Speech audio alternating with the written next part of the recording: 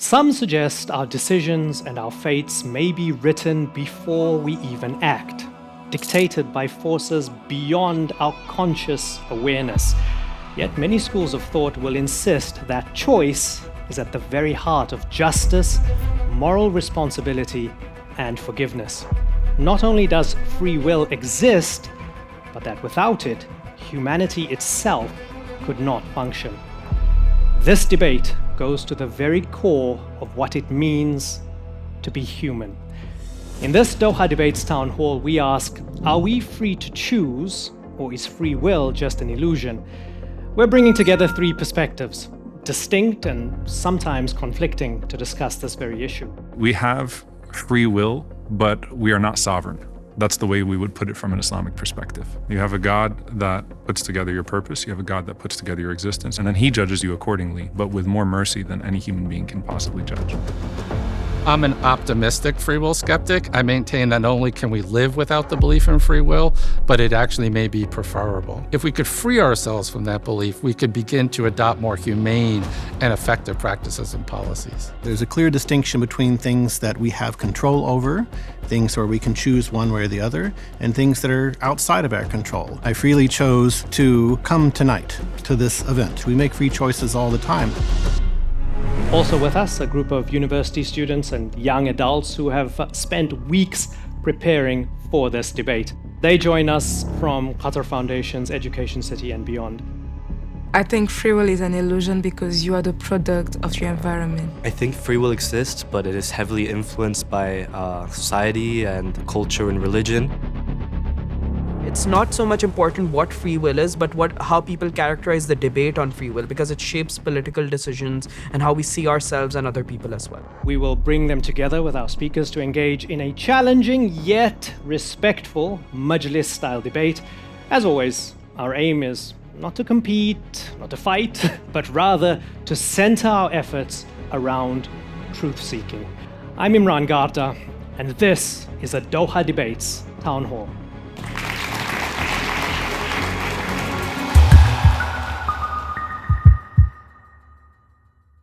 A very warm welcome to you all. Thank you very much for joining us. We're confronting a timeless question with very urgent consequences, some would say. Do we have free will, or is it just an illusion? I'm going to start with Gregg Caruso. Do we have free will? No. So I'm a free will skeptic. As a skeptic, I maintain that who we are and what we do is ultimately the result of factors beyond our control. Those could be determinism, indeterminism, luck. And because of that, we're never morally responsible in a very specific sense. So I think it's important to sort of define free will, how you kind of view the issue.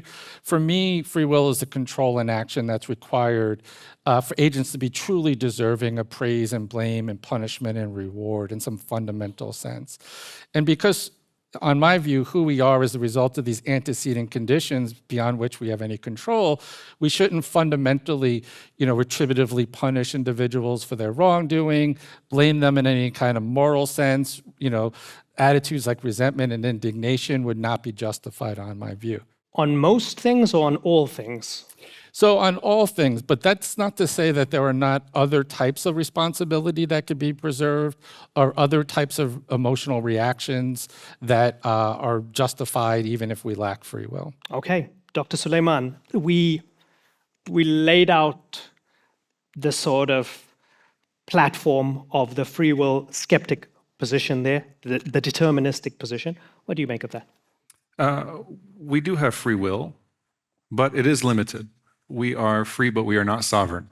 And so we believe in a creator that is all-knowing, all-wise, that is very unambiguous about who he is and what he expects of us. He's given each and every single one of us a capacity. Within that capacity, a capacity that only he knows, is the ability to intend, the responsibility to act. You are rewarded for virtue. You are held accountable for vice. You are accountable for your choices, but he has already taken into account all the choices that you will make with his grand scheme. And so you have free choice.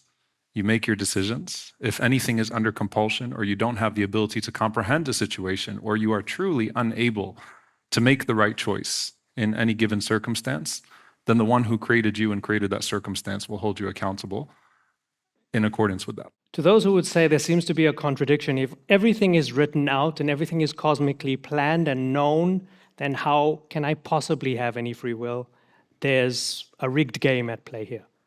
So everything that I say as a Muslim is going to be grounded in our belief in Tawheed, in this one God who has all of these names and attributes that complement, that don't contradict. And there is an admission there of limitation, the limitation of our dimensions to understand the present. So we should not judge even what seems very obvious and visible to us right now based upon our limitations. And also an admission that just as we can't judge our present, we certainly can't judge our past or judge our future or impose our understanding of time on a creator who himself is time, who is not subjected to our notion of past, present, and future. Because as far as he's concerned, everything that has happened, everything that will happen, everything that could have happened and that would have happened, he's already taken all of that into consideration. However, as this arena plays out, we have our choices. It is not that he is forcing his knowledge upon us. It is that he is aware of the choices that we will make, and that ultimately everything that we do will not rupture his scheme. There are things that he allows to happen, but there are things that he commands you to do. And so for us, that's the understanding of, no, the only thing that I will be asked about is what I had the ability to understand and act upon. I will not be asked about things that were out of my control. But even what is in my control cannot fundamentally disrupt the relationship between creation and creator, between designer and designed, between the maker and the one who is made. So let's bridge theology and philosophy. Jeremy Koons, do we have free will? I believe that we do. What I think free will is the ability to make choices that are not unduly influenced by manipulation or coercion, and for these choices ultimately to have, at least sometimes, some effect on how the world is. To me, and I think, I don't want to put words in Gregg's mouth here, to me, I think this is where Gregg and I are going to differ. To me, there's a manifest difference between areas where we have choice and control and areas where we don't. And this is the locus of free will. In this particular situation, it's within my control whether I lie or tell the truth. It's not within my control whether I, for example, bring back someone who has passed on. And so we can hold me accountable for one. We can praise me or blame me for having made this choice or that choice. We can't hold me accountable for the other one. If you were beaten as a child for every time you told the truth and it made you more likely to be a liar, can we play with the free will definition there? No, because actually I think our whole notion of free will and moral responsibility presupposes some degree of determinism. When you discipline your child, you are hoping that, and one of the chief reasons you discipline your child is because you are hoping that that becomes a determinant for their future behavior. You are hoping to shape and mold them into the type of child who, when they do make choices in the future, they make the right kind of choices. So far from being incompatible with determinism, I think our whole framework of choice and moral responsibility presupposes determinism. Would you say, Jeremy, that you're a compatibilist? I would. And that means what exactly? It means that I think that determinism is true, that we are, at the end of the day, biological machines subject to laws of biology, chemistry, physics, what have you. And so there is no, even if there were indeterminism, even if there were somehow random or spontaneous acts, that wouldn't really help us. So I actually agree with Gregg here. But I think determinism is true. Nevertheless, I think that an account of free will can be crafted that is compatible with the truth of determinism. I don't actually disagree with Jeremy on the point he thinks we might disagree. I think it's a misunderstanding to think free will skeptics or those who deny free will have to say that there's no difference between actions that we choose to do or that we do voluntarily or those that, like an eye twitch or a sneeze is an involuntary act. So I acknowledge there are degrees of control. There are different types of reasons responsive actions, there are different types of voluntary actions, and there are degrees, and they matter, but they don't matter in the way that I think Jeremy thinks they matter. For me, they matter for certain types of different kinds of reactions that we might take towards the agent, but they wouldn't be sufficient to ground what I call basic desert moral responsibility. What's that? What does it mean? So basic desert moral responsibility is the kind of moral responsibility that would make agents truly deserving of praise or blame in some fundamental sense, meaning we're not treating them in this way because it will deter them later or because some forward-looking good. It's simply because they deserve it. So this is often captured in the notion of just deserts, that individuals justly deserve to suffer for the wrongs they've done, whether in the form of punishment or blame, because they freely chose to do it. And because of their free will, they are fundamentally responsible in the sense that would justify what you might call retributive punishment or retributive blame. I'm also, just to clarify, I'm not a hard determinist, so just to kind of not get too far into the weeds, I'll just say that whether the universe is deterministic or indeterministic, I argue that we would lack free will. Same as Jeremy said, I don't think indeterminism would be capable of preserving the control and action that we need for free will. But I would disagree with Jeremy that determinism is compatible with at least the kind of free will I deny. Okay, let's bring in our students and young adults. Tawfiq, you've heard from our guests for these 10 minutes or so. Do we have free will? Well, I don't think so. Similar to Professor Caruso, I believe such a debate has divided us throughout history is because we might be too afraid to admit the answer that's around us. Because everything can be explained in a cycle of cause and effect. Therefore, those effects are all around us. We just need to look for the cause. I mean, I want something, I want you all to mull over something for the moment, and I want to pour cold water over the debate, but to actually think, what are the stakes exactly as we talk of crime and punishment, retribution, rehabilitation, as this unfolds over the next hour or so? Let's think, like, how important is it really to our societies based on what we think of free will, whether we have it or not? I want to bring in Helena from Cote d'Ivoire. Helena, come in. Do we have free will? I don't believe we have free will. It's a beautiful illusion that we are trying to convince ourselves to that it exists, but it doesn't. We've been evolving in a life where the parents that raised you, the environment, the country are literally the reason why you are the person that you are. And psychologists say that, for example, your brain is incapable of imagining a color it has never seen. If you have never encountered something or seen something, you will never conceptualize it. So everything in your life is just so narrow and small compared to the infinity. And I like to give the example of my own personal religion. I was born in a Christian household, and the other religion that I've encountered in my life is Islam. So throughout human history, there were more than 10,000 religions that existed. I was only exposed to 0.0001% of all of them. Am I going to sit down and be comfortable with the fact that I chose it? It was not imposed by me. It was kind of imposed, but it was a bit imposed in my life. But I'm comfortable with it, but I'm not going to have the dishonesty to act like I really had the choice, given how small it was compared to everything. Over on this side, Sakshi, you have shared with some of us off camera that you've been battling bravely against the chronic ailment for many, many years, and it has influenced your view of free will and determinism. Talk to us a little bit about that and whether Helena has said anything to convince you or steer you in any direction. So, firstly, I understand where she's coming from, but I think I heavily agree with Professor Koons. Just to give you an overview, I got a disease in 2015. It's been 10 years. And there was a time I would think that, okay, I'm cursed. Everybody is blessed with good health. I'm not going to do anything about it. I don't deserve anything. And I was lazy. But then I saw other people ailing more than me. And I said that, okay, I at least have legs I can walk nicely with. So I set out to explore opportunities. And that's how I even came across this. And today here I am. So I genuinely believe that even though there are external influences, like I did not choose to have the disease I did, but I chose how to respond to it. And that is what free will is for me.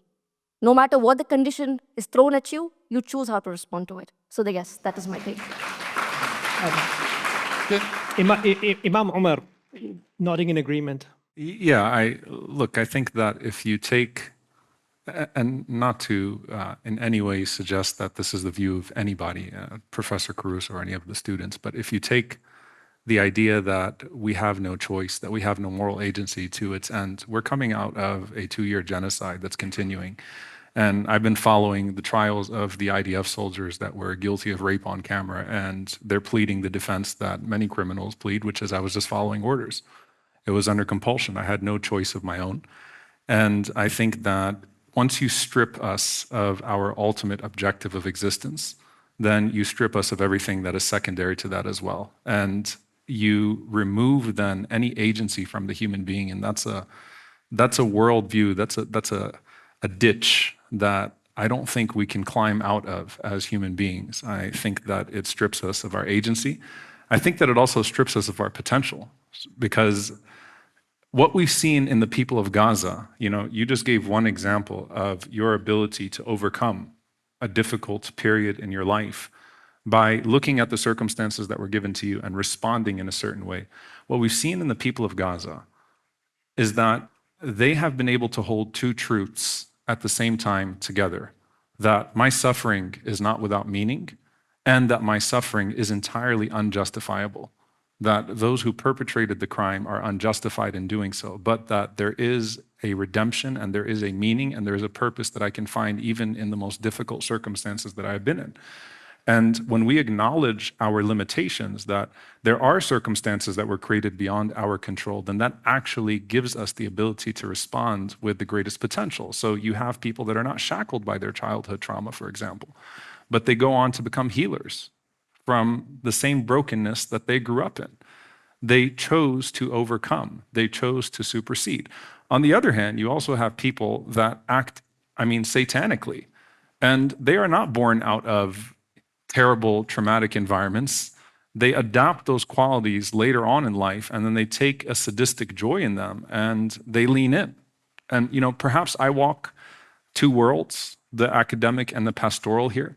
I recognize that being a theologian, that theology can be dismissed as being dogmatic and reductionist, but what I would say is that coming from an Islamic worldview, coming from that theology, that having a theological framework does not mean that I'm anti-intellectual. It means that I'm speaking from a tradition that over 1,000 years has resolved many of these issues of free will and determinism and causality, and put together a coherent framework of understanding life in the capacity of who God is and who you're supposed to be.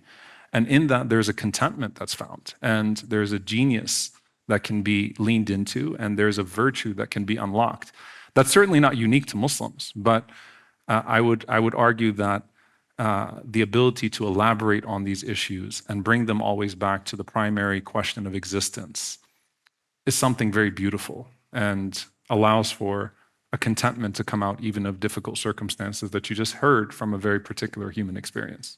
Imam Omar Suleiman took us to geopolitics and war. Gregg Caruso does Benjamin Netanyahu have no free will? I don't think anyone has free will, so it doesn't matter who. Vladimir Putin. But I want to just clarify. Anybody, I don't think you're in a situation to make a decision that impacts the lives of hundreds of thousands of people, life or death. When we say they have no free will, are we accepting that this is just a natural consequence of everything that preceded them? Yes, but let me just clarify. We don't lack agency, and we don't lack a certain type of control, and we do make choices. There's a difference between me choosing to make a cup of coffee in the morning and having an eye twitch. The one choice, the choice to make a cup of coffee, is driven by a certain set of psychological desires. I have a desire for coffee. I believe there's coffee in the kitchen. I have a habitual practice that every morning I make myself coffee. That's different than an eye twitch whose antecedent cause is. But let's forget coffee. Let's talk about killing people or not killing Well, let me people. just say, it's true for praiseworthy acts. It's true for harmful acts. They're still the byproduct of factors beyond their control. But what I will say is that doesn't mean people should be let free in the sense that there are no sanctions or consequences. There are different ways to justify reactions to wrongdoing. One sense of reaction is retributive. They deserve to suffer for the wrongs they've done. That's the kind of view that I think requires free will, or at least the kind of free will I reject. There are other forward-looking reasons to engage in punishment or sanctions or interventions.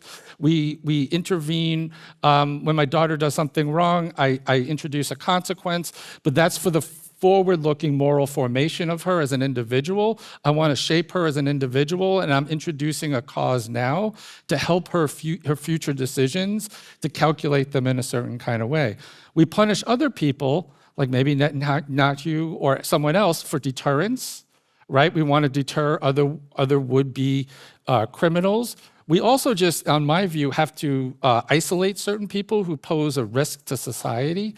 So if I were to fly here to Doha and I contract Ebola on the way, and I test positive at the airport, I think everyone in the room would say that the state is justified in quarantining me. And the reason for quarantining me would be based in a right of self-defense and a prevention of harm to others, that you don't want a pandemic, right? Well, I would argue that even if people are not fundamentally free in this sense that I'm denying, we could still justify incapacitating seriously dangerous individuals. And the reason we could justify incapacitating them, like isolating them, imprisoning them, separating them from society, is because we are grounding it in the right of self-defense and prevention of harm. And that would be totally consistent in any of these geopolitical contexts to justify sanctions on these individuals, but you do not need to presuppose the kind of free will I'm denying to justify that. Could I jump in here quickly? So one of the things that, and I see this move a lot in the free will debate, is that people conclude that determinism is true, or they think that science shows that determinism is true, and then they equate that with the conclusion that there's no free will. And I think that regardless of what side of the debate you come down on, you have to make a distinction between determinism is true, like we're purely factors of our environment and biology, whatever. You have to distinguish between determinism is true and free will is false. Because determinism and free will, they're just different theses altogether. You can't equate them. So let's suppose determinism is true. Let's suppose that we are all products of our environment and our genetics and everything else. Well, let me tell you a just so story, right? Let's suppose that determinism is true.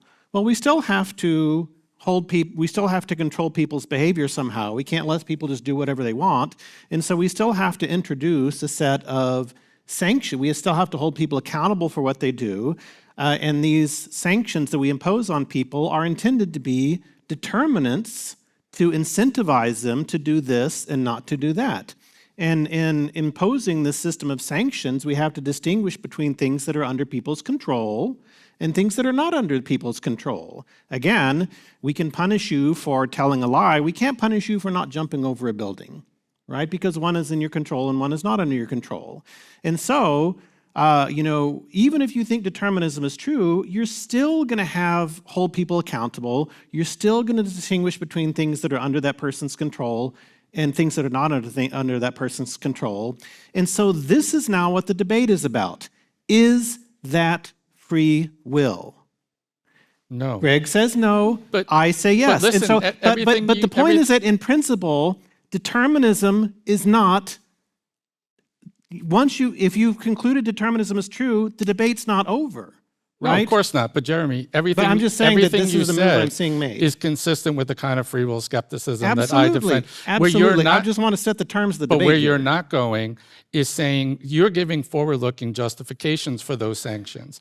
And that forward-looking justification is completely open to people who reject free will. What you need to defend, if you're going to defend a stronger thesis, or a thesis worth defending, is that there's some sort of fundamental desert that the agents are subject to.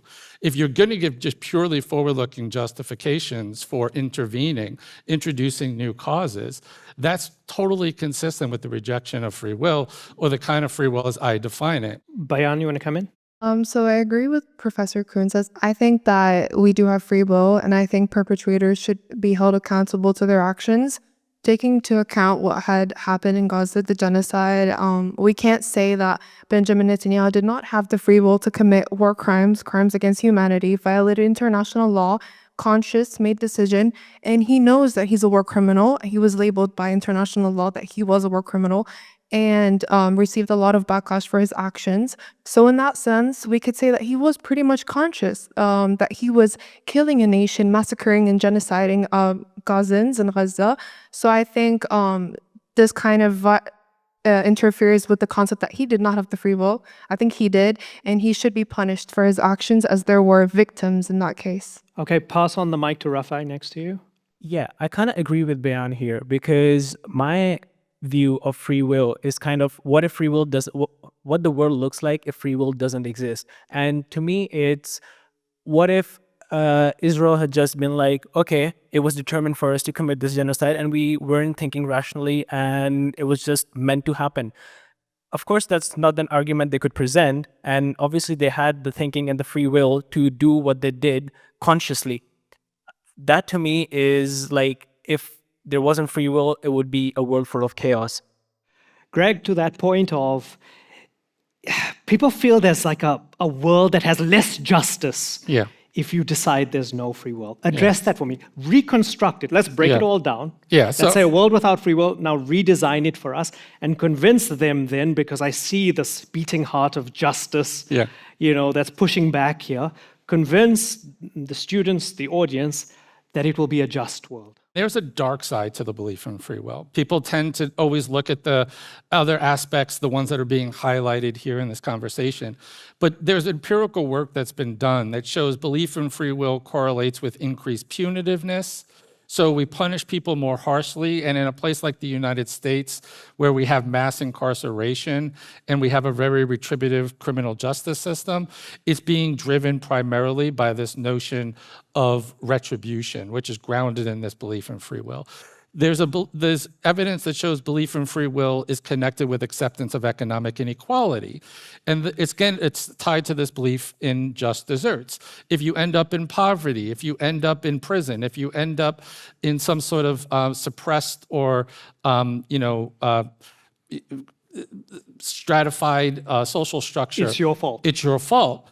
And there's a lot of evidence that the belief in free will correlates with something called just world belief, that the world is just and good things happen to good people and bad things happen to bad people. It sounds innocuous, it sounds like it isn't that dangerous a belief, but it actually manifests itself in a blame the victim approach. So a classic example, sorry to use such a horrific example here, but rape victims in courts in the United States are often impugned. Their character is questioned. They're dressed provocatively. They were walking where they shouldn't be walking. And the reason they do that is because it works. And it works because the jury is unconsciously trying to preserve the belief in a just world. In a just world, such a horrific thing would not happen to someone who doesn't deserve it.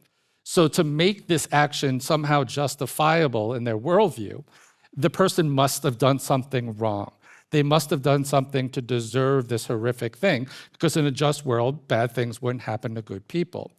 We know in our calmer, more rational moments, that's not true. So we're always trying to balance the books, and we're looking for a scapegoat, and we're looking to attribute blame. Yes, but let me add, the positive side of that is if we come to see people as embedded in causal systems, as a byproduct of their circumstances, we can begin to adopt more humanistic attitudes towards them. We could embrace compassion, loving kindness. We can begin to see them as byproducts of circumstances that they didn't fully make themselves. And especially, I do a lot of work in criminal justice.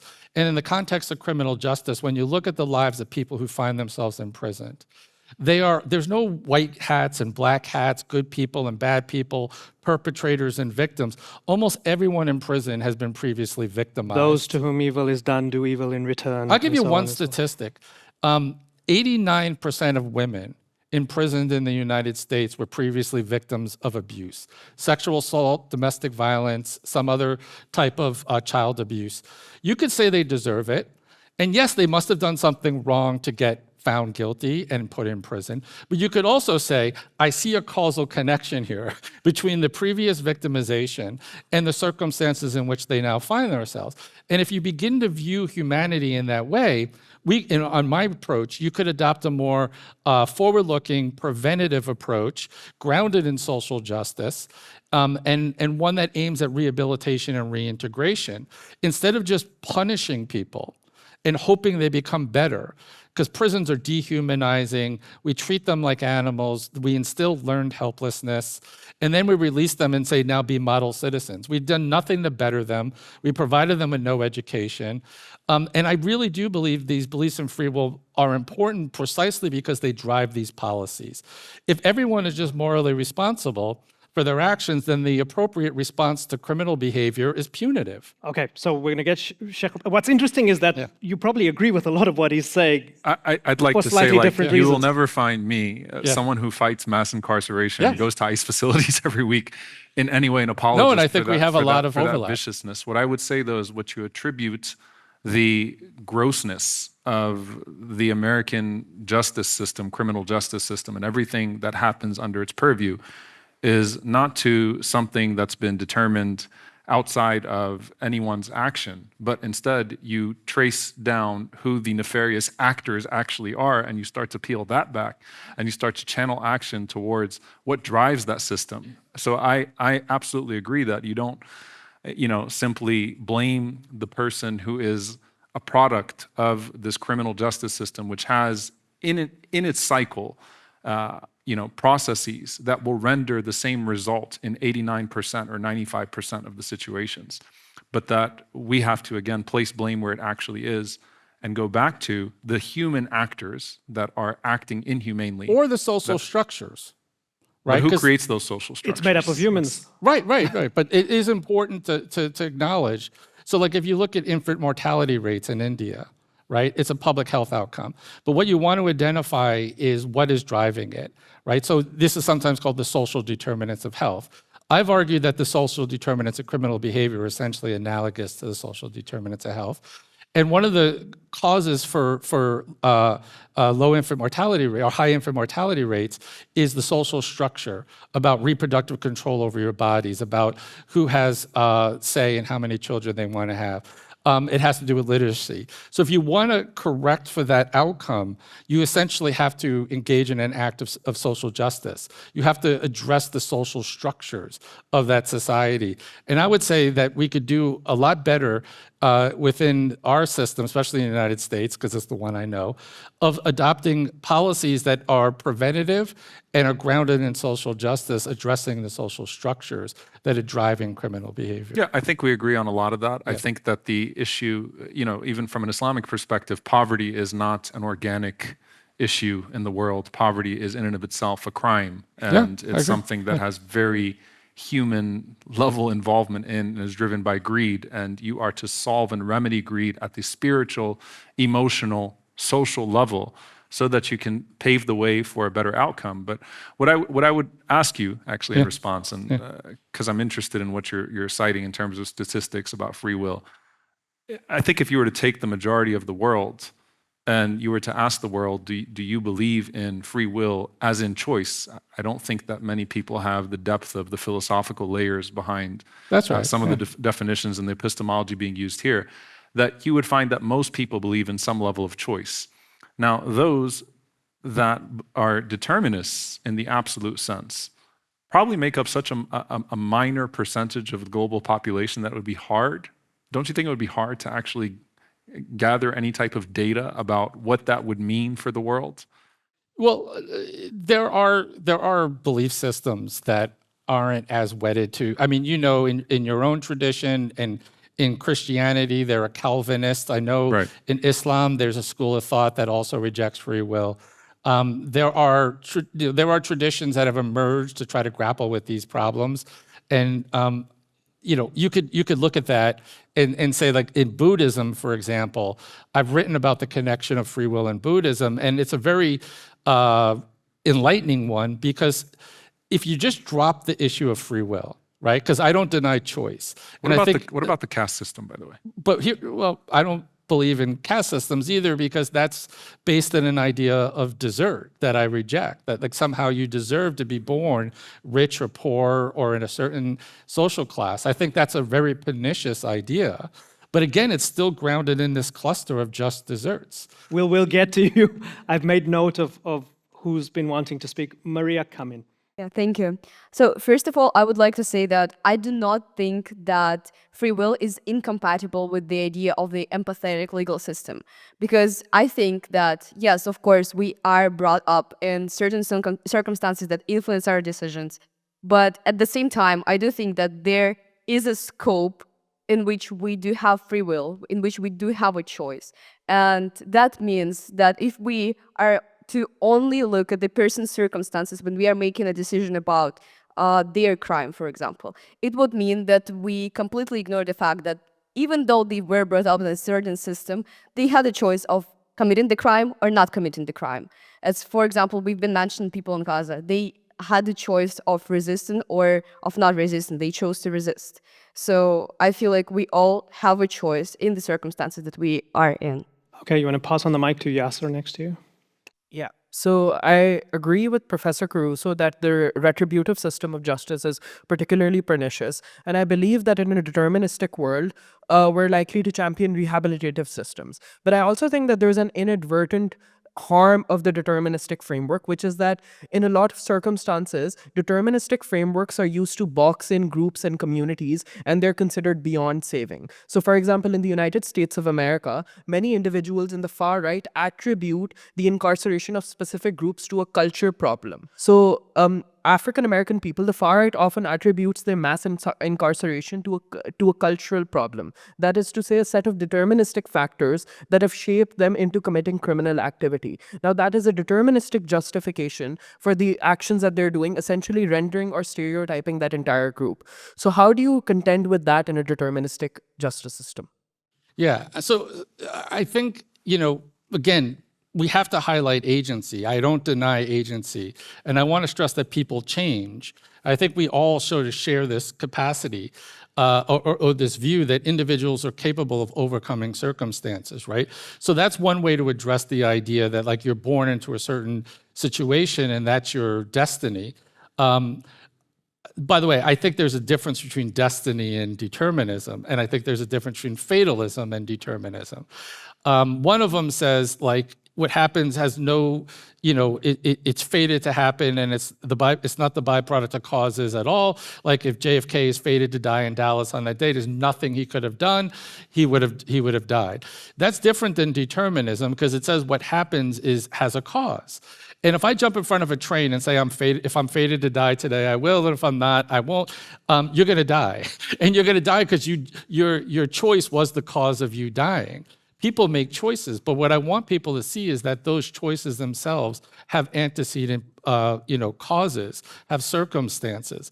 Now, what I would say in the case of like people who use determinism to disparage races or to demonize people is that they themselves are being hypocritical and they themselves are adopting a conflicted view because they may say that about some aspect of like society is causing these individuals to become this way. And then on top of it, they're still acting retributively, especially within the United States. I would say if you see people as being a byproduct of their circumstances, then the appropriate response is a public policy one to address the underlying factors. You put your money where your mouth is. I would just slightly politely disagree that empathy is consistent with the belief in free will in this regard. I think you could have empathy and believe in free will, but I think within the criminal justice system, there is a great deal of evidence that the more you believe people possess a certain kind of free will, the more retributive you will be towards them, the more you will blame them, and the less empathetic you will be. So if you think about this very weird case, but President Obama made a speech and he said something to a crowd of successful business people. He said, if you succeeded in business, you didn't do it alone. And it triggered the right. They went crazy.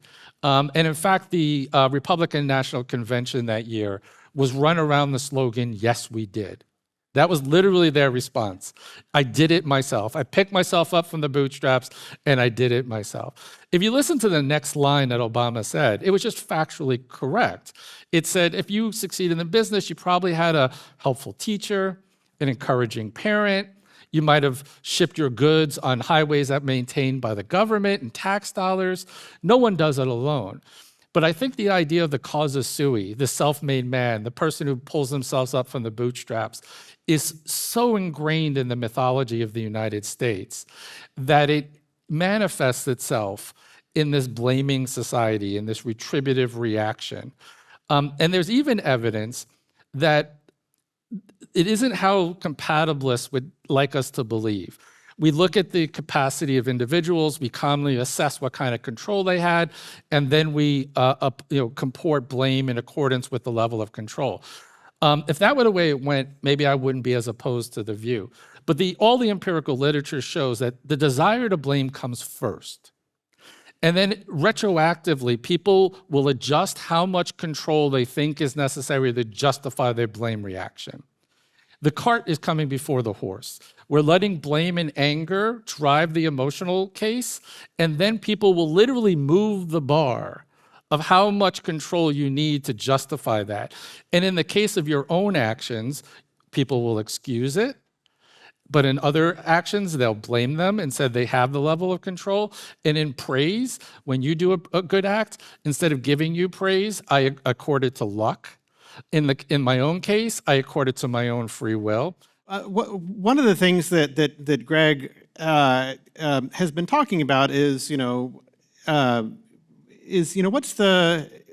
are the consequences of having a concept of free will? Like, what are the political consequences? What are the consequences for our political justice system? And I think that's actually the right grounds upon which to have this debate, because I think that at the end of the day, we adopt institutions for social purposes. And this is an idea that goes back to David Hume or before. The idea that, for example, the institution of promise keeping. Why do we have promise keeping, the institution of promise keeping? Because, you can't have a society in which people don't keep promises. And we have all kinds of social institutions. We have social institutions of nation states and borders. We have social institution of the guild and people being apprenticemen and journeymen and any kind of social institution you can imagine. Free will and holding people responsible is an institution we've adopted because we think it serves various social purposes. So does it matter how right we are, but this is useful? Well, but the thing is that if it's useful, that makes it right. Right. I mean, it doesn't matter if you win the philosophical argument. This is a useful concept. It is, and so to answer, I don't have anything particularly novel to say about the forward-backward looking thing. But as a philosopher, I also can't help but cite my sources. Back in the 50s, John Rawls wrote this argument about how you justify practices. Yeah. Right? And you justify practices by looking at the end that they serve. But once you're within a practice, everything is backward looking. Right? We justify the institution of promise keeping because you can't have a society in which people don't keep their promises. But why do I keep this promise? Because I made a promise. It's totally backward looking. This is the same thing about free will. We have the whole institution of free will and holding people accountable because it serves some valuable end. But why am I punishing you now? Because you did something bad. And that's not a new story. That's not a novel story. It's a story that's been around for decades. But that's the story the compatibilist is going to tell. And like I said, is it enough? Is it not enough? No. Hold that response for a moment. I've got good news for the students. Who has a direct question for any of the guests right now? A direct question. Alguri. I just have a question for Professor Gregg Caruso. So basically, you talked about how we should move people in jail by the way, murderers or rapists or people who done bad things to society to a nice room with a nice bed and books and just for education. But I have a question for you. What about, for example, the people in Gaza who, the murderers who were in Gaza who killed thousands of women and children, or about in Sudan, the people who killed millions of women and children and even men? Do you really think we should move them to a nice room? Do you really think that's what they deserve? Okay, good. Do you So we're think back to it's the question of justice? justice, and Greg, you want to No, I get tackle that it. again? With emotionally charged cases of wrongdoing, we always are going to have a very strong retributive impulse. And I don't think I'm going to be able to satisfy that emotional desire that you have, other than to say, I think theoretically it creates cycles of violence. And it ultimately, we react in a retributive way, which then elicits another kind of retributive, angry emotion in response. I like, my own view is I like, Martin Luther King's version of how to bring about social change. And he talks about agape love and a kind of loving kindness that you feel toward other humanity, because that is more likely to win over your opponent than anger. I can't solve the geopolitical problems. I wish I could. I'll just say, like, when you look at another classic example of like South Africa, they just chose to go in a different direction. They could have had a retributive, council that looked into wrongdoing. They could have held all white people morally responsible. They could have had retributive imprisonment and excessive punishment. But they chose a different approach. I'm not saying that's But isn't that because people like Mandela, through sheer force of free will, chose a better way? No, I would just didn't say, hey, you know what, we've been treated really badly. Revenge sounds about right. No, I think people look at what works. And I think when you look at what works, we know this in our own emotional interpersonal relationships. Anger causes a backfire effect when I express it to my daughter, right? Anger is not the right reaction to try to instill moral development. I know this is a weird example, but I look at like art critiques. If pedagogically a student puts their artwork in front of the class and they ask the other students for feedback, we don't get angry at your choice of yellow. Bad feedback you ask against why, art students leads to Hitler, possibly. Well, he was rejected. Well, let me just say this. In response to the social structures of moral responsibility, I would say, on my view, there is an account of moral responsibility that we can preserve that would do just as well. It's not grounded in basic desert. It's grounded in 4 desiderata of moral formation, safety, reconciliation, and closure for victims. And those are grounds to engage people in moral dialogue. I can ask you, why did you make the choice you made? I could ask you to reflect about that, what it says about you as a person. I could ask you, do you think there's something that you could change about yourself moving forward? All of that would be totally justified, I think, without appealing to the belief in free will. And I think it actually is more effective as a tool when you're interacting with individuals who you want to win over and you want them to change their behavior. Okay, you mentioned moral dialogue. I love that. In the interest of fairness and just for clarity and transparency, let's get Dr. Omar Suleiman to respond. Sure. And then we'll get probably about 3 or 4 of you to chime in. But Sure, let's sure, get Dr. absolutely. Suleiman First of all, I appreciate that you two keep debating each other, and I don't have, I'm friends with everybody, right? So I get along with everybody, thankfully, But I'll keep that position happily, by the way. Predisposed to not argue, right? But I just want to make it a point to say that you saw the anger and the emotion, and it's very hard to divorce the human experience from these philosophies, and especially coming out of Gaza and Sudan and all of the other injustices that we've been exposed to. And sometimes it's important to speak to that common sense and to say, no, a righteous and a wicked person are not the same, that these choices are not the same, that these actions are not to be treated equally, nor are these actors to be treated equally or as products of their circumstances. When you argue about Dr. King and Mandela and they're not the same person. Their philosophies were very different. And No, there's, of yeah. course, the Santa Clausification, right, as Dr. Cornell West calls it, of these figures often, including Dr. King, right? But not that you're guilty of that. I'm saying that, people do tend to remove the championing of justice and to privilege the call for peace. I think that what's compelling is when you call people with their agency to try to set the scales of justice, to participate in a more just world. And then as the scales tip in favor of justice, encourage magnanimity, encourage virtue. All of that comes from a place of agency and a higher calling. And so whether it's South Africa, the South African champions of justice did not appeal to the empathy of their oppressors. They forced their oppressors into a conversation.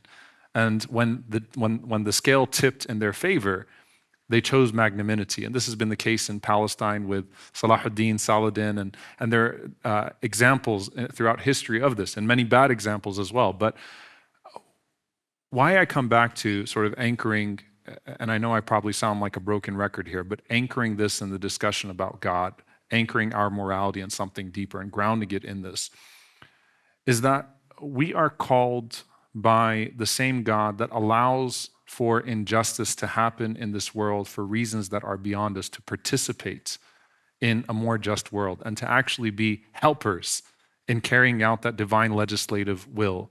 And then we are encouraged to demonstrate that same type of magnanimity and virtue that was shown to us in times where maybe we didn't deserve it on paper, but someone gave it to us.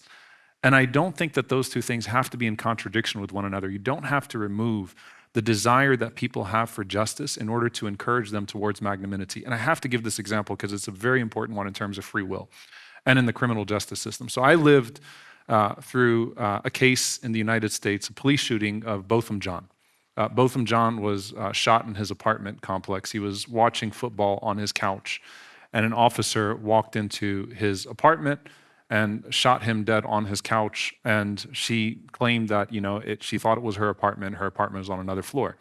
I was a part of that trial. I was with Botham's family throughout that entire trial. And I remember in the courtroom, and they're Christians. I'm a Muslim, right?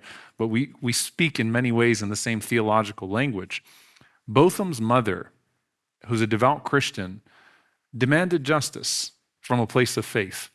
Botham's brother chose to make a display of empathy, a young, beautiful human being, and actually asked to hug the officer.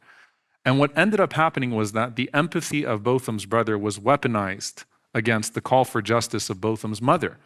You have to be able to hold these truths with each other, not in competition with each other. And I think that when we come to free will and determinism, choice, consequence, justice, magnanimity, these are not absolutes. These are things that we have to hold in concert with one another and speak to just human intuition and what is not in some philosophy textbook, but that speaks to the human experience, the collective human experience that would cause an illiterate person as well as a professor at Harvard University to both say, yeah, that makes a lot of sense. I can testify to that in my own life, and I felt that in my own life as well.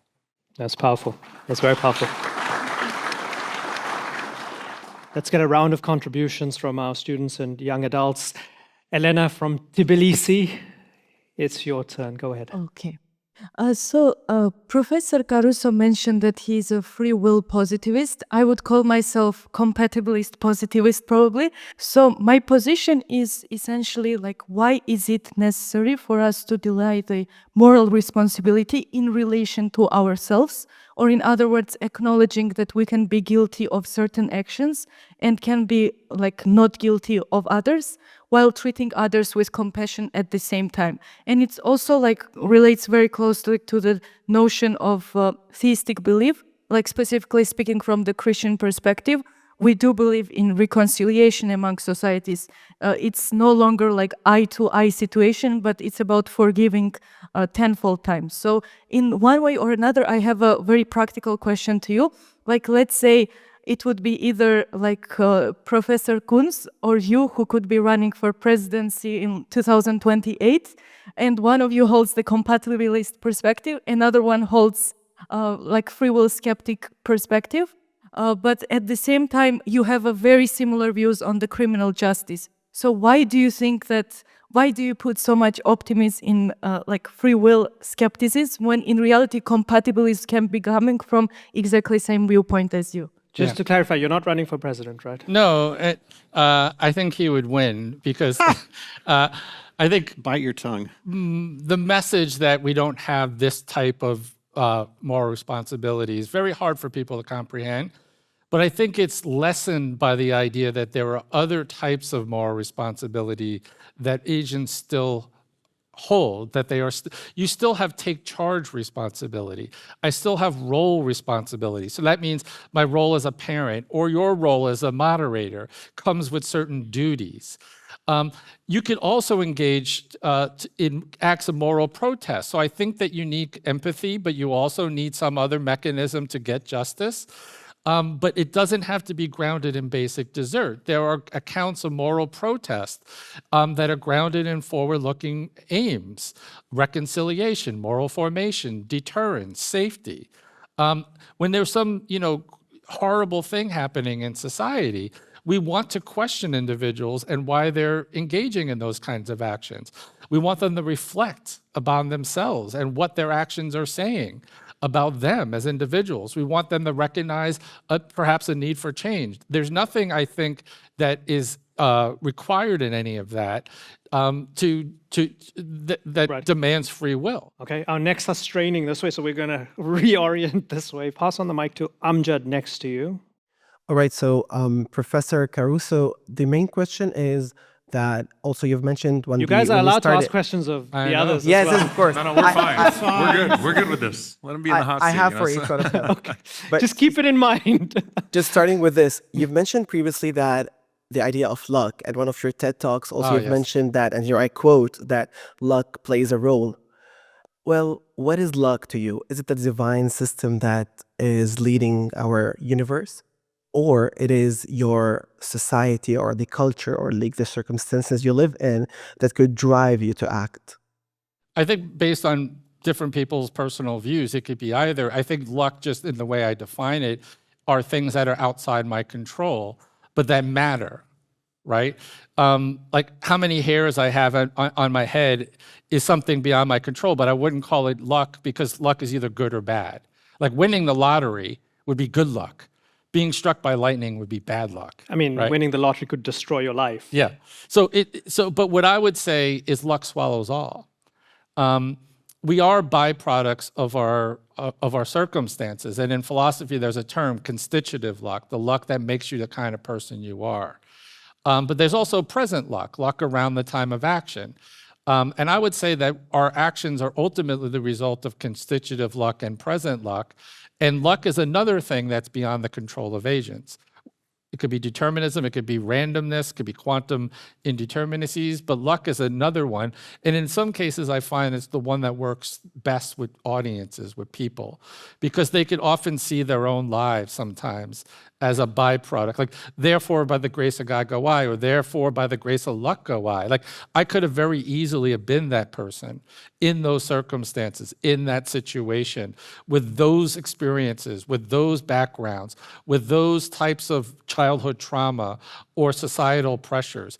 I would be that person in many contexts. And so I think when you begin to have that ability to see yourself in other people, it humanizes individuals, and it gives us a kind of, I think, humility that we may not normally embrace. I appreciate that.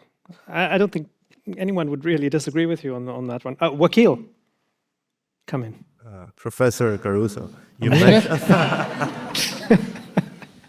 so you mentioned about aggressive punishments or inhumane punishments. So don't you think that has to do with the modern nation system? And there were some moral justice systems before modern nation systems that had that were more empathetic. Wakil, can I ask you to just move the mic slightly closer to your mouth? Yeah, thanks. So there were some justice systems that were more empathetic to people, or I mean the prisoners and everyone. What do you think? Yeah, I mean, societies have waned and gone up and down in terms of their punitiveness. I would say that just look at the history of punishment or prisons. It's an interesting one. If you go back even to ancient Greece, right? We all know, or if you know anything about philosophy, Socrates and the trial and how Socrates was put to death. One of the interesting things is that he says, I have to do this in a day. And the other thing was prisons were not punishment. We held a person in prison until we could exert punishment. And usually it was either death or exile or quartered or hung. That was the punishment. In modern societies, the prison has become the punishment. And because of that, prisons are designed for punitive purposes. They're designed to instill punishment, harm on the wrongdoer. And so there might be better systems where punishment could be something other than being locked up in a cubicle for 24 hours a day, being held in isolation sometimes for decades. Can everyone be rehabilitated, or do you have to slice and dice it and look at it on a case-by-case basis? For example, for the most heinous acts, no rehabilitation. Right. So like in Norway, for example, the max sentence you could get is 21 years. No one could get life in prison. And I've actually argued that life in prison is inhumane. But what Norway will allow is at certain intervals, people are assessed and they're working for rehabilitation. At the end of those 21 years, they can extend a 5-year increment. But then I'm sure you saw the pushback and the outrage when Anders Behring Breivik, who shot up dozens of kids on a holiday camp, was suing the Norwegian government at the European Court of Human Rights. He had a PlayStation in a 2-bedroom apartment, basically, in prison, and he said, I need more space. But what I would hope is that they don't go the way of America because of that reaction to that case, because their system works. They have the lowest rate of recidivism in the world. I think it's about 18 to 20%. That meaning once you're released, repeat crime. United States has nearly 80%, 76% of prisoners will be re-arrested within the first 5 years of release. It's not working. And we could have an entire discussion on criminal justice reform within the United States. Yes. Maybe you two could write the book together. It would be fascinating. But what I would say is like we shouldn't, because of that situation, people are feeling more retributive in Norway, but my hope would be they resist it, because what's the alternative? An American system that doesn't work. It facilitates crime. It criminalizes people that are held in prison. It doesn't engage in any attempt at rehabilitation and reintegration. And I think it's a more humane system. Now, I get it. People want to see bad people suffer. But you should also just think about whether or not it's making the world a better place and whether or not it's making our society safer. And if you look at the empirical evidence, it's not. Okay. Will you allow me to comment on this? And there's a lot to say about, the intention to deter and to discourage a behavior, and then to rehabilitate someone who is sincerely trying to climb out of that behavior.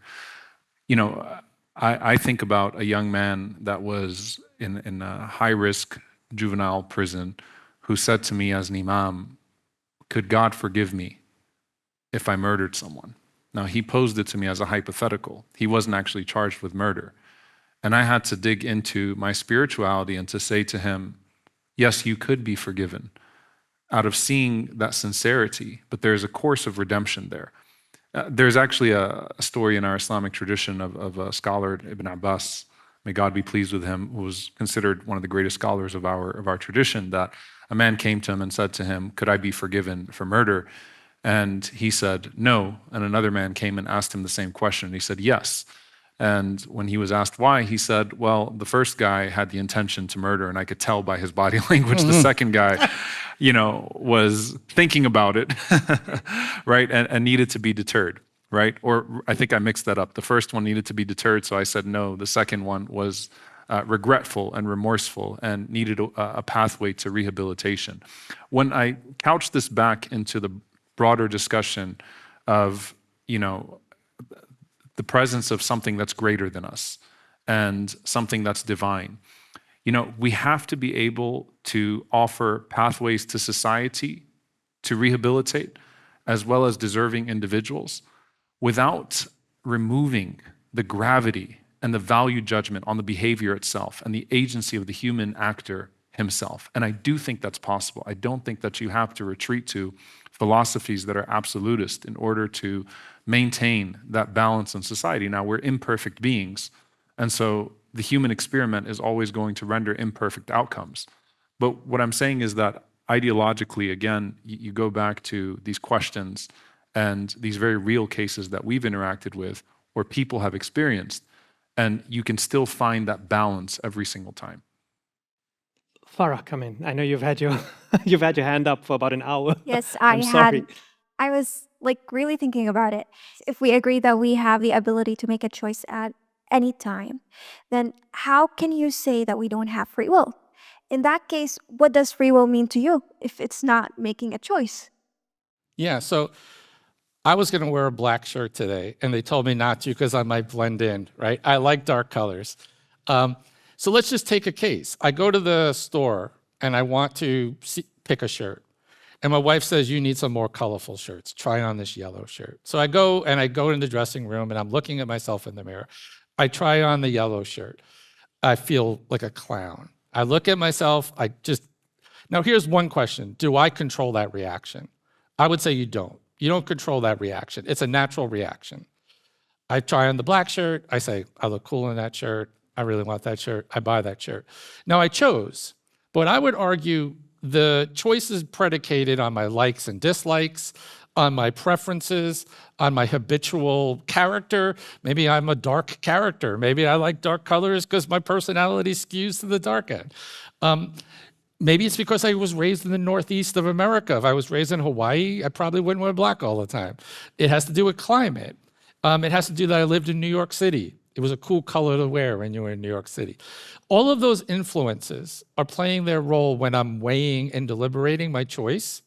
And I would say I choose, but I would say I don't choose freely because the choice itself is causally determined by antecedent So your events. choices were far more narrow than you previously assumed. I wouldn't say narrow. I would say that the Limited. scales that are weighing in my head are set beyond my control. I don't control. Like, think about like embarrassment. If I got up here and my cheeks turned red and I got embarrassed because the cameras are on me, I don't control that. If I could flip a switch, it's much easier in life to not be embarrassed. If you could control your likes and dislikes, my wife doesn't like mushrooms. I say, just like mushrooms. She looks at me angrily because you can't just flip a switch. I would say the same is true with other beliefs and desires, more important ones, even moral ones. People talked about how they were raised and the religious views that their families instilled them in. I would just say all of that is all active at that moment when I'm choosing. The choice is a byproduct of those scales, but I'm not setting the scales. I'm reacting to those scales. Okay, let's do a little spin of the carousel and get, I'd say, 4 contributions, a couple from here and a couple from there, because we're heading to the point where we need to start to wrap things up. We don't have to find some sort of solution and convince, or we're not going to have a vote and choose a side that wins or loses or anything, but we're getting to the point where we need to wrap up here, and we want to find, I suppose, some reflections on the conversation, not just what we think about this. So, Sebastian, let's go to you to begin. So I actually have a question for Dr. Suleiman. I was born and raised in a secular country. So in my point of view, I think that religion is kind of linked to free will in the sense that you do have the free will that you can make a choice. But from a religious point of view, this is considered a sin. So in a religious society, you can't commit a sin, but you're more likely to face consequences in society. So don't you think that religion kind of affects your free will? Well, I'd say that even in a secular society, you have prohibition and mandatory. You have what is encouraged and what is discouraged. You have penalty. It's simply what defines what is allowed and what is not allowed, and how harshly something is punished, how much you take society structures into consideration. So, we ground our sense of morality in something that we believe that's transcendent, right? It's simply what sets the value judgments. But then how you operate with those value judgments, different societies will operate in different ways. So I have my commitments as a Muslim, as a theist, right? As someone who believes in God. But secularists also have their commitments They're secular commitments by which they operate societies, and they assign retribution and they assign reward. I have no free will because they're telling me I got to keep this moving on, and I've got to be bad cop, and I've So got to. I won. Then. Oh, Yeah, no, you I won. just- And I want to shuffle through as many contributions as possible. I'm going to sort of caveat things a little bit and say, if you have a direct question for Greg right now, no. just for the moment. Let's go to this side, and then we'll go to this side. So let's go to Matt first. Do you have a contribution? Well, my question is for Professor Caruso, so. Okay, if you can answer it briefly. Okay. Ask it briefly. Okay, so I find your quarantine model to be very interesting, and I do believe that there is the sense of empathy in your world. But in our world, in many societies, victims find their justice by holding their perpetrators accountable through whether it's through the jail system or through different punishments. What do you mean by our societies? In many societies nowadays, in modern societies, in our reality.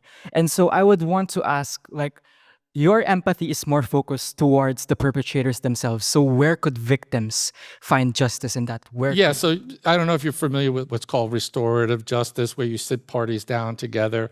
I think that is totally consistent with my framework. It has to be conducted, the mediation has to be conducted in the appropriate kind of way. But I think it's important. I think victims are entitled to face their perpetrators. I think it could aid in closure for victims, but it also can aid in rehabilitation for the wrongdoers. There's a lot of evidence that seems to suggest restorative justice practices work very well. The challenge is how to scale it up to a level where it could happen for everybody. But I do think in personal experiences, that restorative practice, that sitting down and that dialogue is beneficial for both sides. And people don't take kindly to outsiders telling them to do. So it's a complicated thing, especially when you've been wronged, when you've lost loved ones and so on. And this is why it's so complicated. Eden, come in. You've been wanting to speak for a while. Yes, so I want to challenge the idea that we're the products of our environment. Because here we mentioned like 89% that are in the prison were victims of abuse. But what about the other ones? It's a bit contradictory to say the ones in prison didn't have a choice. And then we go ahead and say the anomalies exist because they have a choice. So in a way, it's contradictory to think that the others were just doomed to fail. Well, the others were just, I guess, luck. So in that sense, free will does exist to its limitations. So that's what I just want to point out. Like, we might be influenced, but some still had choices. Okay, I'm gonna swing over to this side. We've got a lot of hands up. Itiafa. Okay, so I'm going to say there are a lot of things that exist in theory, but they don't exist in real life. And one of those things are free will. And throughout this talk, we've been looking at free will in the context of justice, but I think it is integral. If we look at it in the context of the human experience, which is what Dr. Suleiman mentions, he uses very interesting words like human experience and participants. So as human beings, what shapes us, why we're the apex of the pyramid, is because we're social beings. And if you remove that aspect of our lives, that we are affected and very much like puppets of our society, which does not always have to be a bad thing, then I think you remove the fact that we're social beings, and then you're ignoring the myriad circumstances that shape life outcomes, and you're just trying to divide everything into black and white. And even in this room, there's there's more than just black and white, there are different colors, and those different colors represent different things we stand for, which is essentially what makes a society an interesting place. Okay. Isra? Well, I wanted to be a little pick and choose. I agree with a little bit of everything that everyone says. I don't believe that we have free will because I believe that fates are sealed in the hands of God, and He's all-knowing. He controls the fates of people. And the reason why I don't believe that free will exists is because of the communities that we live in. Like, if you lived alone in the woods and you had no influence whatsoever, even then you're still bound, like Professor said, you're still bound by the biological, chemical restrictions of your body. But the fact that we live in a community, we live in a society where we have laws and regulations, like you said, you have things that you abide by, whether it's religion, whether it's the civil system, All these, they not only influence your decisions, but they also dictate them, because because of the perks and privileges that you need from the community that you live in. So if you want the money, you have to go to work, and if you don't go, you are scared of the punishment, which is you're going to be fired. So for these perks and privileges of being in a community, in a society, they shape your ideas, they shape your actions. And that kind of, to me, it robs you of the free will to do whatever you want. Right. We're shaped and molded by our societies. Am I allowed to comment? Of course you are. I don't want to take away the students' choice and free will to speak. I think that there has to be an unpacking of what free will actually means here.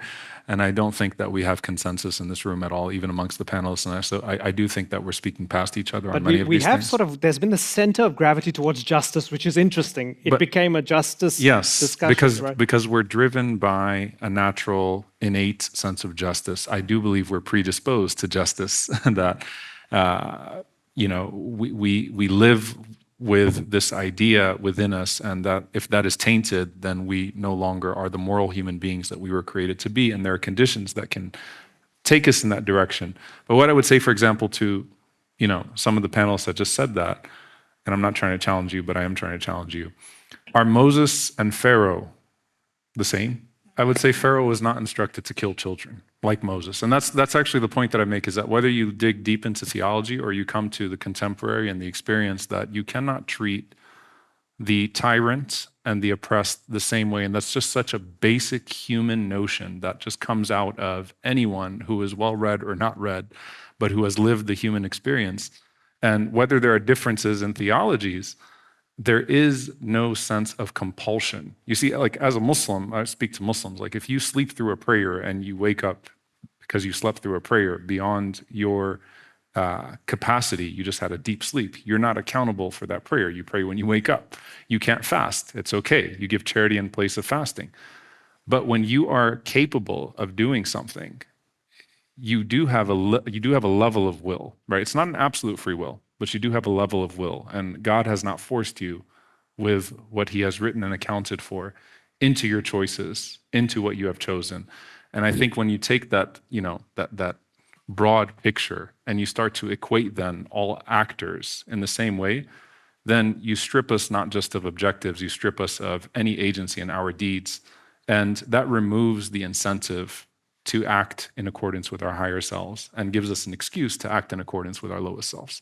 And I think a lot of people here, with justice folded into it, have brought up the fact that those with more power should be held to a higher standard compared to those who are in an oppressive system. So, Zaid. My question is in regards to human nature. We're talking all philosophically and, the theoretical. It's very romantic to assume that everyone should be treated the same and that we shouldn't believe in a retributive system and all that. But in regards to human nature, does it not incentivize you, even if free will is proven that it's not true, that free will does not exist? Just the perception of free will, because you as a human being, even like as a Muslim, I know God has decided things for me, but I'm not aware what he has decided for me. So I still get to live through it. How do you tackle that with human nature when it incentivizes you to act for your addictions or for your temptations? Because you're like, this is how God made me. This is a determinist way of thinking. I was built and I was made to function this way, which completely removes all agency. What do you have to Can I take what you've said and sort of massage it and finesse it into a question for Jeremy Koons about this idea of it being a useful concept to grapple with? I mean, we've been grappling with this for a while. Ityafa had said that, this is a sort of made up thing, free will. And it's true, there's a reification. It doesn't physically exist, but we're using it as a concept and we're taking it, and what derives out of it might be useful for how we structure our societies. And the divisions have come about based on whether people feel something is just or fair or unfair. Are we wasting our time still grappling with this nebulousness? Or is this useful, and is this going to make our societies better as a philosopher, sir? It's very useful, and it's as real as any other social concept. Like I said, property is a social institution, but yeah, you really own your car or your house, and there are actual social consequences for someone trying to steal something from you. Just because something's a social institution doesn't mean it's not really real and it's really caught up in power relations and laws and other kinds of things that make our society function. Free will is a real thing. It's a real social institution. I think it's founded on a very real, very important distinction between, as I said, things that are in our control and things that are not in our control. I think it is absolutely important for us to maintain a functioning, healthy society. Every society, as far as I know, since forever, has recognized the distinction between actions that are under our control and actions that aren't, has recognized the notion of moral responsibility, and, not to, go with the 50 million Elvis fans can't be wrong fallacy, but, when you see a practice that is universal throughout, contemporaneous societies, but also historically, it should at least make you pause and think maybe they're onto something, right? And I appreciate that, this isn't, dispositive, that there, we should at times be willing to pause and reflect on the concepts that we use and whether they possibly, have a legitimate philosophical foundation.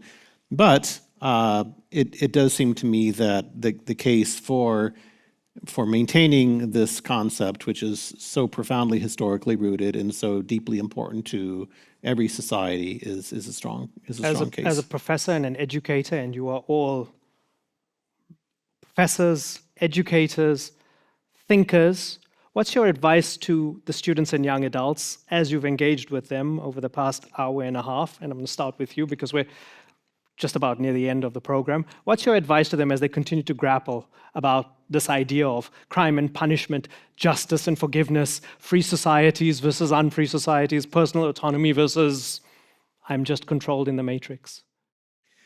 I don't think they need my advice, honestly. I think the way that they've engaged with this topic is very sophisticated and high level.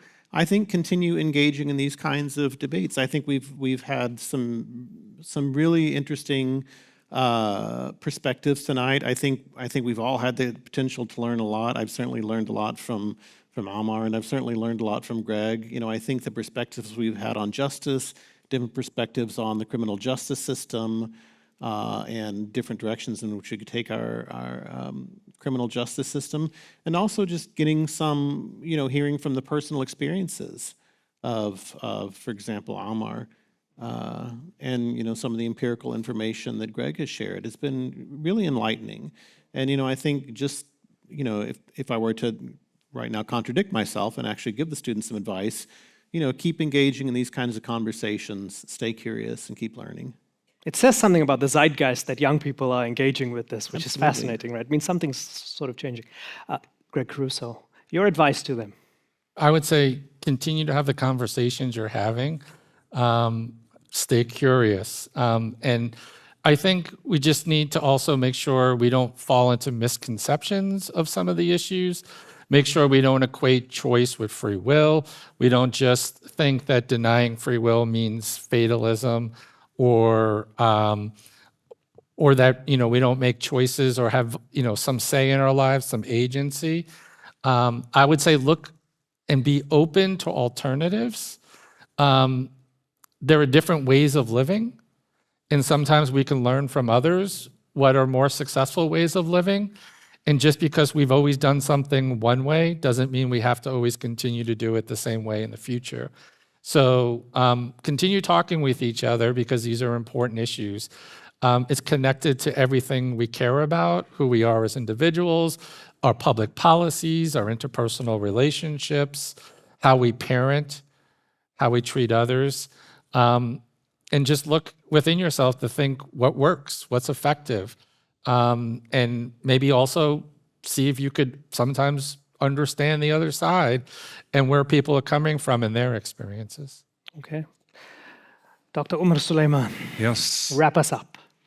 First and foremost, thank you all for engaging. I apologize if I was in any way dismissive. I'm also grateful that I'm not Gregg today.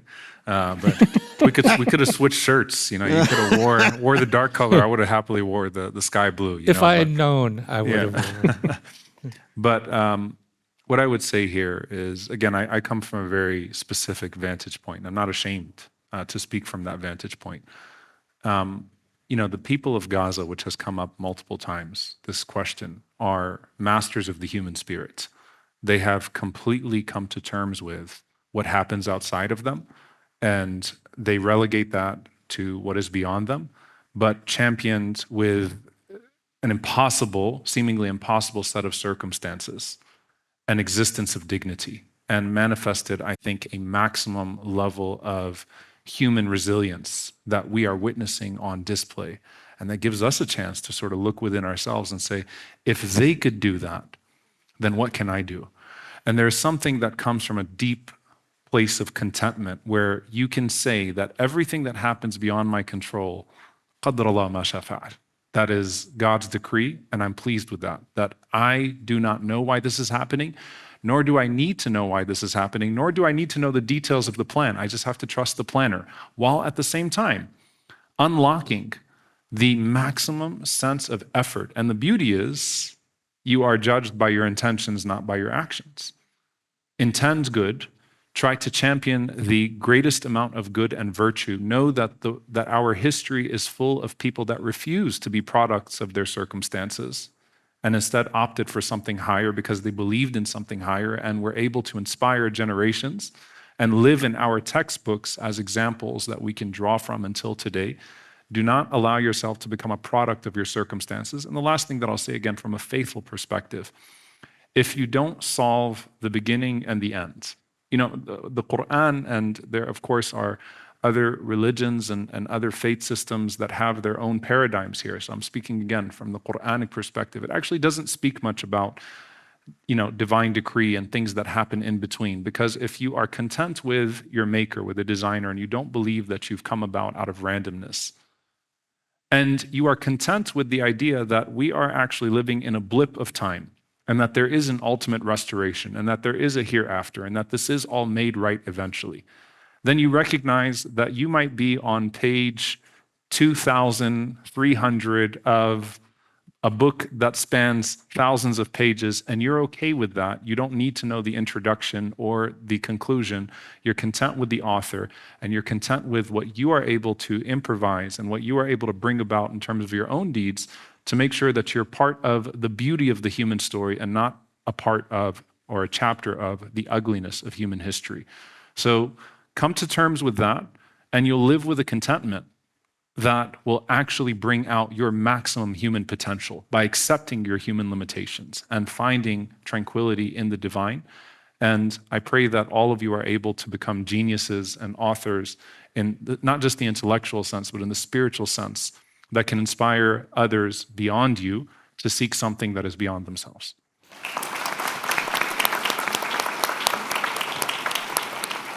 We are out of time. I'm deeply grateful to all of you for joining us, Dr. Omar Suleiman, Dr. Gregg Caruso, Professor Koons. It's been a pleasure. I thank you once again.